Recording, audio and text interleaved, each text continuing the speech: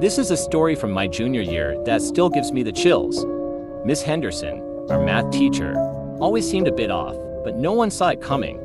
It all began with these ominous glares she'd shoot at students, like she was sizing us up. One day, she started muttering under her breath, pacing back and forth while we tried to focus on our algebra. Something wasn't right. I noticed the smell booze. Her eyes, usually sharp, were glazed over. Classmates exchanged uneasy glances. Weeks passed, and her behavior spiraled. Assignments vanished. Grades went haywire. A palpable tension hung in the air. Then, one Friday afternoon, everything snapped. Miss Henderson burst into the classroom, eyes wild, accusing us of stealing her sanity. Chaos ensued. She flipped desks, screamed, locked the door. Fear consumed us. I fumbled for my phone, dialing 911, but she lunged at me, knocking it away. Desperation set in as she brandished a broken piece of a ruler. Suddenly, Jake, the quiet guy in the corner, acted. He tackled her, a desperate struggle ensuing. It was like a scene from a horror movie. The classroom transformed into a battleground. Others rushed in, managing to restrain her until the police arrived. The aftermath: turns out she'd been battling alcoholism. Losing her grip on reality, the school was rattled, haunted by the realization that the person we thought was educating us was teetering on the edge. That day, our lesson wasn't in math. It was a harsh reminder that even teachers can be pushed.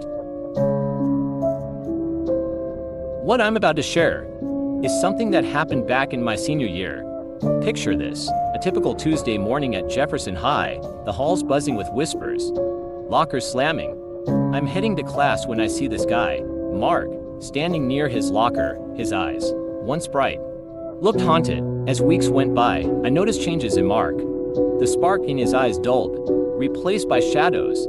He started skipping classes, the weight of something unseen dragging him down. The whispers grew louder, rumors of a troubled home life. One day, things took a dark turn. I walked into the cafeteria to see Mark, wild-eyed and desperate, holding a knife. Panic seized the room. He was on edge, cornered by his demons. The atmosphere shifted from a high school to a battlefield. He grabbed me, desperation in his eyes. I could feel the tension, the weight of everything he was carrying. He was broken, snapping under the pressure. The halls echoed with our footsteps as he dragged me towards the exit.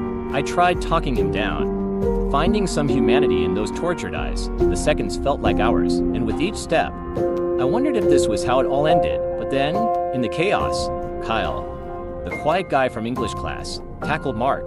It was a blur of movement, shouts, a struggle. And the police arrived, and Mark was subdued. It turned out he'd reached a breaking point, feeling like the world was closing in. The aftermath was surreal. The cafeteria, a scene of terror moments ago, transformed into a crime scene. The school, forever scarred by a moment of darkness. It was a wake-up call for everyone.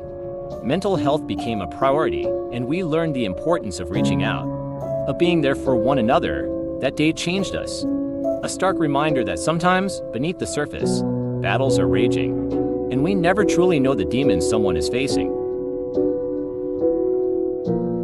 It started innocently enough. I was in the library, cramming for a test.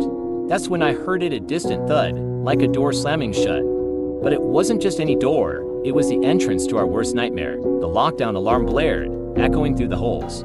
Panic surged as rumors spread an intruder in the school. The library transformed from a quiet study space to a refuge of terror.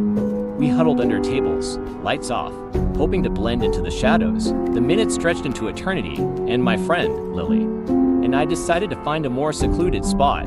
We slipped into the bathroom, crouched behind the stalls, holding our breath. Fear tightened its grip as we listened to distant footsteps, growing closer. Then, the door swung open, a silhouette outlined against the dim light. My heart pounded, drowning out the sound of our shallow breaths. The intruder paused, scanning the room. I prayed he wouldn't see us, but he did. In that frozen moment, Lily's eyes met mine. Terror etched across her face.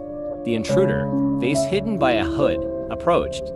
The air was thick with fear. Suddenly, a voice echoed through the intercom, police on their way. The intruder hesitated, torn between fleeing and finishing what he started. It was enough for Lily to grab a nearby mop bucket, swinging it with all her strength. The metallic clang echoed, and I seized the opportunity, lunging at the intruder. A struggle ensued, adrenaline drowning out the fear. Lily managed to hit the panic button, triggering a swarm of police to storm the school. With sirens blaring, the intruder fled, leaving us shaken but alive. Later, we learned he was a former student with a vendetta. Lily's quick thinking saved us. The bathroom became a battleground, a sanctuary where we faced the darkness. Oak Ridge High will never be the same, but we're survivors, bound by the echoes of fear that linger in those once innocent halls.